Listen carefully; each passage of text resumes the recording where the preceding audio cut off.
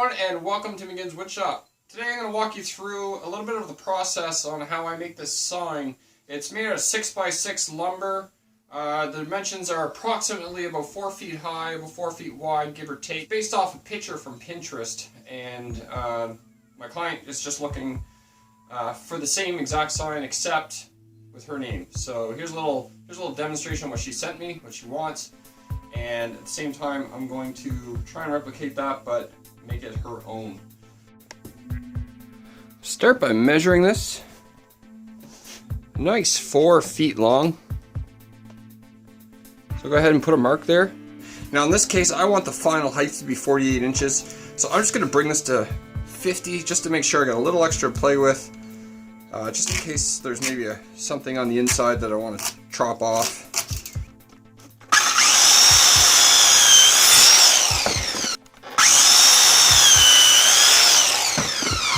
There's been a lot going on about flesh sensing technology, and I gotta say, this here has it built in for only $3. As soon as I feel that touch my flesh, I stop.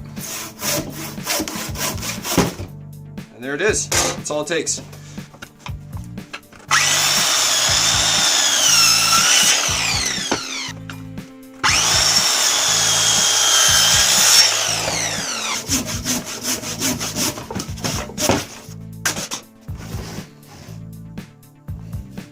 Alright, so I placed my marker at 66.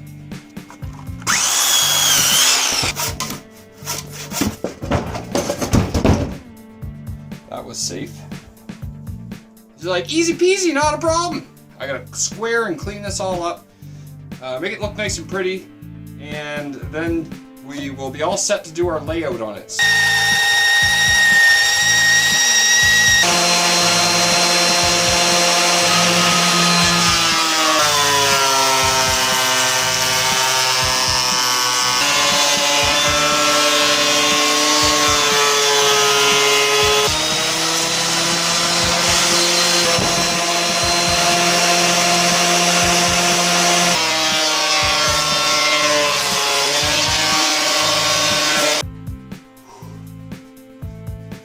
Well, pitter patter, let's get at her.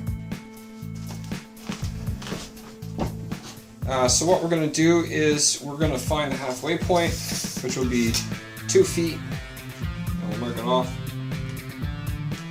That done, just going to put a little bit of a nail in there.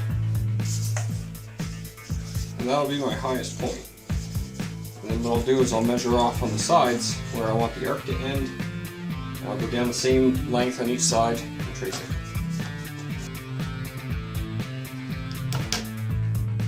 And that makes a nice, long, clean arc. Just gonna follow the line. So just eyeballing with the bevel gauge. I'm gonna go from the corner, the top corner, and bevel in by eyeball based on the picture. I can lock into my angle. Draw it, I'll flip it over, and I'm going to do the exact same angle on both ends. Okay. I'll go ahead and square down the sides so that I can follow that line on this end.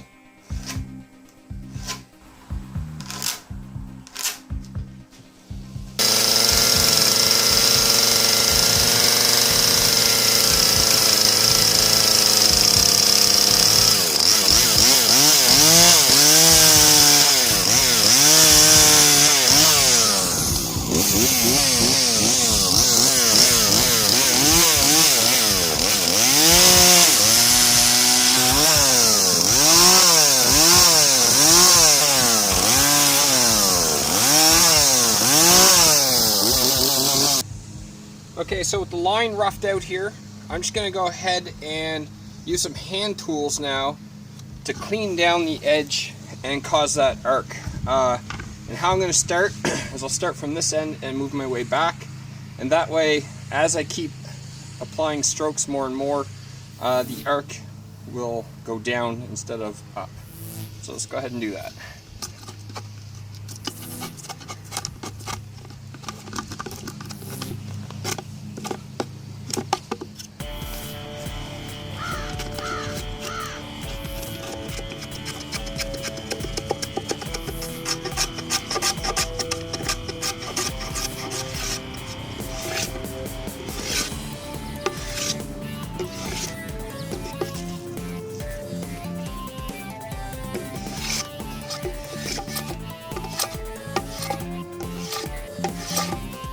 So here you can see how I did the grid work, and basically I give myself 3-inch letters. I have 5-inch spacings for each one.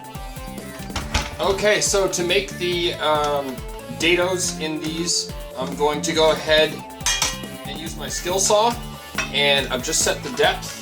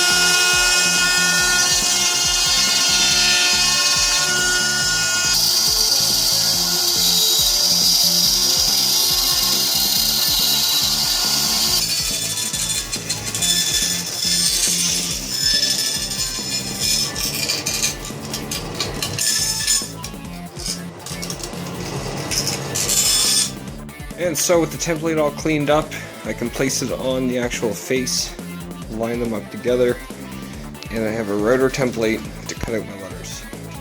Start off by using a 1/4-inch bit, then I'm turning over to the round over nose bit, and I'm going to follow with a template collar here the entire time, and I'm going to run that along the template.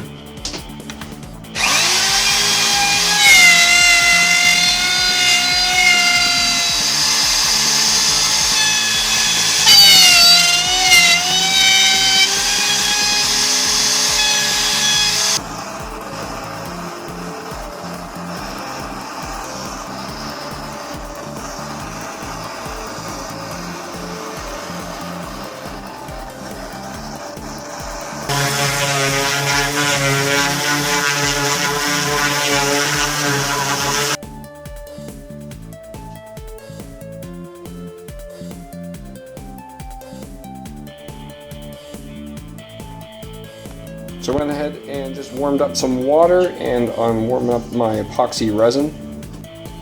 They're well stirred. Just go ahead and start putting it into the letters and let it spread out here.